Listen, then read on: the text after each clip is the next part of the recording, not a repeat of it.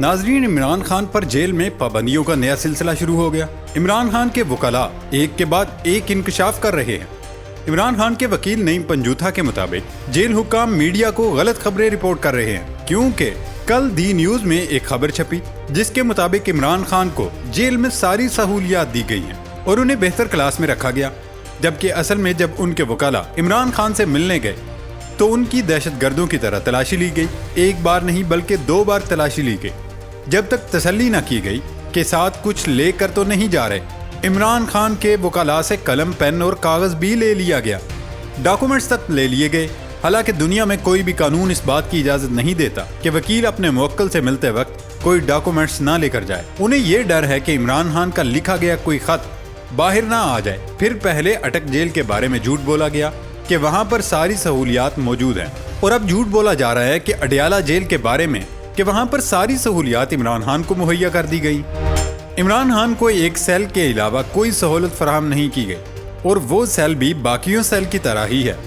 دوستو، وکلاء سے ملاقات کے بعد عمران خان نے جیل میں مطالبہ کیا کہ چیف جسٹس جس طرح باقی درخواستیں لائیو دکھا رہے ہیں، اس طرح سے سائفر کیس کی بھی سماعت کی جائے تاکہ پوری دنیا کو پتہ چلے۔ عمران خان نے اپنی لیگل ٹیم کو یہ ہدایت کی کہ وہ الیکشن تک ان کی ضمانت کی کوشش کریں تاکہ الیکشن میں بھی وہ خود آئیں اور کمپین لیڈ کریں۔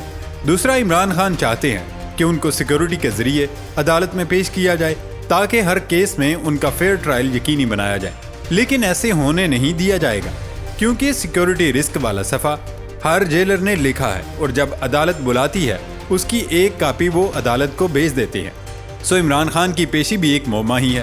ناظرین، آج کی دوسری بڑی خبر، نواز کے 10 دنوں میں 8 بیانیے ہیں اور جو مسلسل بدل رہے ہیں۔ اسحاق ڈار نے میڈیا سے بات کی اور ان سے جب نواز شریف کے الیکشن بیانیے کے بارے میں پوچھا گیا تو انہوں نے کہا کہ نواز شریف نے تو اپنا معاملہ اللہ کے سپرد کر دیا، یعنی ایک بار پھر سے نواز شریف نے مٹی ڈال دی۔ لیکن کیا واقعی نواز شریف نے اپنا بیانیہ فائنل کر لیا؟ پچھلے 10 دنوں میں نون لیگ کے بیانیے ایسے تبدیل ہو رہے ہیں کہ عام شہری کی بھی ہنسی نکل جائے۔ 18 ستمبر کو نواز شریف نے شوشہ چھوڑا کہ جنرل باجوہ اور جنرل فیض ذمہ دار ہیں، لہذا ان کا احتساب کریں گے۔ 22 ستمبر کو رانا ثناءاللہ نے نیا بیانیہ پیش کیا کہ نون لیگ صرف مہنگائی سے نجات دلائے گی۔ اس کے 4 دن بعد یعنی 26 ستمبر کو جاوید لطیف نے ایک اور شوشہ چھوڑا کہ 9 مئی کے کرداروں کا احتساب ضروری ہے، باقی مٹی پاؤ۔ اسی دن محمد زبیر نے کچھ اور بیانیہ پیش کرتے ہوئے بتایا کہ احتساب کا فیصلہ انتخابات کے بعد ہوگا۔ ایک دن بعد جاوید لطیف نے کہا ادارے خود ہی ذمہ داران کا احتساب کریں۔ اسی دوران رانا ثناء نے تنگ آ کر پوچھا احتساب نہ کریں، کم از کم بتائیں تو صحیح کس نے کیا کیا۔ 28 ستمبر کو خواجہ آصف نے کہا احتساب نہ کریں، معافی مانگ لے، اور 9 مئی کو معاف نہ کریں۔ رانا ثناءاللہ نے اکتا کر کہا 9 مئی کے ملزموں کو الیکشن لڑنے نہیں دیں گے۔ آج اسحاق ڈار نے کہا نواز شریف نے اپنا معاملہ اللہ پر چھوڑ دیا۔ تو دوستو، 10 دنوں میں 8 بار نون لیگ نے اپنا بیانیہ بدلا ہے، تو کیا نون لیگ کنفیوز ہے؟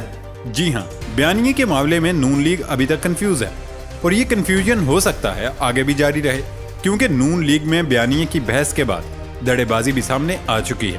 یہ بھی ممکن ہے نواز شریف واپس آ کر کچھ اور ہی بیانیہ لے کر چل رہے ہوں۔ جرنیلوں کو چھوڑ کر صرف ججوں کے خلاف بیانیہ بھی آ سکتا ہے۔ یہ بھی ممکن ہے کہ نواز شریف اسٹیبلشمنٹ کو نہ چھیڑیں اور صرف ججوں کو رگڑا لگائیں۔ ایسا ممکن ہو سکتا ہے کیونکہ چیف جسٹس بندیال کے خلاف اگر بیانیہ بنتا ہے تو قاضی فائز عیسیٰ بھی کوئی خاص رد عمل نہیں دیں گے۔ ساکم نثار کے خلاف اور یہی ممکنہ طور پر ہوگا۔ جسٹس سجاد الحسن کے خلاف بیانیہ بنایا جائے گا اور پھر عدلیہ کا رد عمل دیکھا جائے گا، کیونکہ اگلا چیف جسٹس بھی انہوں نے ہی بننا ہے۔ اگر رد عمل سخت آیا تو پھر احتیاط برتی جائے گی، کیونکہ اس سے پہلے توہین عدالت میں 5 نااہلیوں کا نون لیگ کا ریکارڈ موجود ہے۔ کھوجی ٹی وی کے معزز دوستو، ایسے ہی مفصل تبصروں کو جاننے کے لیے ہمارے اس چینل کھوجی ٹی وی کو سبسکرائب کرنا مت بھولیں، اور ہمارا فیس بک پیج کھوجی ٹی وی بھی فالو کرتے جائیں۔ تو ناظرین، بڑھتے ہیں، آج کی تیسری بڑی خبر پریس کانفرنس ہے جو اب انا کا مسئلہ بنتا جا رہا ہے۔ دراصل چودھری شجاعت اور اعجاز الحق کی ملاقات ہوئی۔ چودھری شجاعت نے اپنے بھائی سے متعلق کہا کہ کوشش ہے کہ پرویز الہی واپس آ جائے، معاملہ پریس کانفرنس کا نہیں، اب انا کا بن گیا ہے۔ دوستو، جتنی بار چودھری پرویز الہی گرفتار ہو چکے ہیں اب تو پہاڑا بھول چکا ہے۔ انہوں نے تو واضح کر دیا کہ انہوں نے پریس کانفرنس نہیں کرنی، اس لیے چودھری شجاعت کی بات بالکل ٹھیک ہے کہ اب مسئلہ صرف اور صرف انا کا ہے، اور اب چودھری پرویز الہی کی آسانی سے جان بھی نہیں چھوٹے گی جب تک عدالت کی طرف سے کوئی رد عمل نہ آئے۔ اس ملاقات کے بعد ایک سوال ضرور ابھرتا ہے، کیا چودھری پرویز الہی واپس کاف لیگ میں؟ چودھری شجاعت کو یہی ٹاسک دیا گیا تھا اور اب بھی وہ اپنی طرف سے کافی کوششیں کر رہے ہیں، لیکن ایسا ممکن ہوتا نظر نہیں آتا۔ چودھری شجاعت نے ماضی میں کافی بار کوششیں کی۔ چودھری شجاعت بیٹوں کے ساتھ جیل میں بھی ملاقات کر کے آئے، لیکن چودھری پرویز الہی نہ مانے۔ اگر انہوں نے ماننا ہوتا تو وہ پہلی دوسری گرفتاری پر ہی مان جاتے۔ چودھری شجاعت اور اعجاز الحق کی ملاقات اتحاد کی کوشش معلوم ہوتی ہے، کیونکہ ان کی ملاقات میں اتحاد کی بھی باتیں ہوئیں، لیکن چند سیٹوں کا جماعت کا کیا ہی اتحاد ہو سکتا ہے۔ آصف زرداری کی بھی ملاقات چودھری شجاعت سے اس وجہ سے ہوئی کہ اتحاد کا رستہ نکالا جائے۔ آنے والے دنوں میں نون لیگ بھی پنجاب میں روٹھے دوست منانے کے لیے ایکٹیو ہوگی۔ یہ بھی کہا جا رہا ہے کہ چودھری نثار کو واپس لانے کے لیے بھی نون لیگ کے سینئر رہنما کافی سرگرم ہیں۔ کھوجی ٹی وی کے دوستوں، آج کی چوتھی اہم ترین خبر ہے بشیر میمن صاحب کا نون لیگ میں شامل ہونا۔ بشیر میمن صاحب سابق ڈی جی ایف آئی اے رہ چکے ہیں، اب وہ نون لیگ میں شامل ہو گئے ہیں۔ دراصل ہوا کچھ یوں کہ مریم نواز نے نواز شریف کے استقبال کے لیے سندھ میں 12 رکنی کمیٹی تشکیل دی۔ نون لیگ کی جانب سے جاری کیے گئے نوٹیفیکیشن کے مطابق بشیر میمن کو 12 رکنی ٹیم کا کنوینئر مقرر کیا گیا، یعنی بشیر میمن بھی نون لیگ کو پیارے ہو گئے۔ بشیر میمن نے پی ٹی آئی کی حکومت پر الزام لگائے، اس کے علاوہ عمران خان پر الزام لگائے، انہوں نے اداروں کو تباہ کیا۔ وہ ایف آئی اے کے ڈی جی تھے، لیکن اب ان کی نون لیگ میں شمولیت سے باقاعدہ ثابت ہوتا ہے کہ بشیر میمن کی ہمدردی نون لیگ کے ساتھ پہلے سے تھی۔ تو بطور ڈی جی ایف آئی اے نون لیگ کو کتنی فیورز دی ہوں گی؟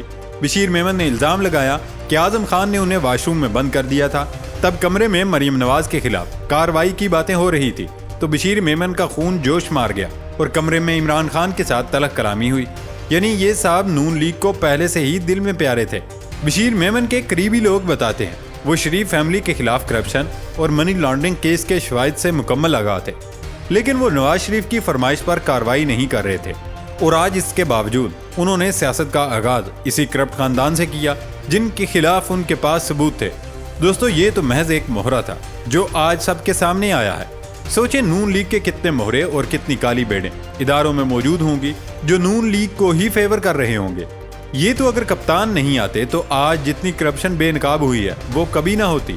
یہ کوئی آج کا قصہ تو ہے نہیں، جب نون لیگ کی پہلی حکومت بنی تب سے یہ سب چلتا آ رہا ہے۔ نون لیگ نے اپنی پہلی حکومت میں اپنے لوگ دھڑا دھڑ بھرتی کیے، سب کو سرکاری نوکریاں دلوائیں۔ آج جب وہ سارے لوگ اپنی سیٹوں پر آ گئے ہیں تو وہ نون لیگ کو فیور دے رہے ہیں اور کرپشن کا بازار ٹھیک ٹھاک گرم ہے۔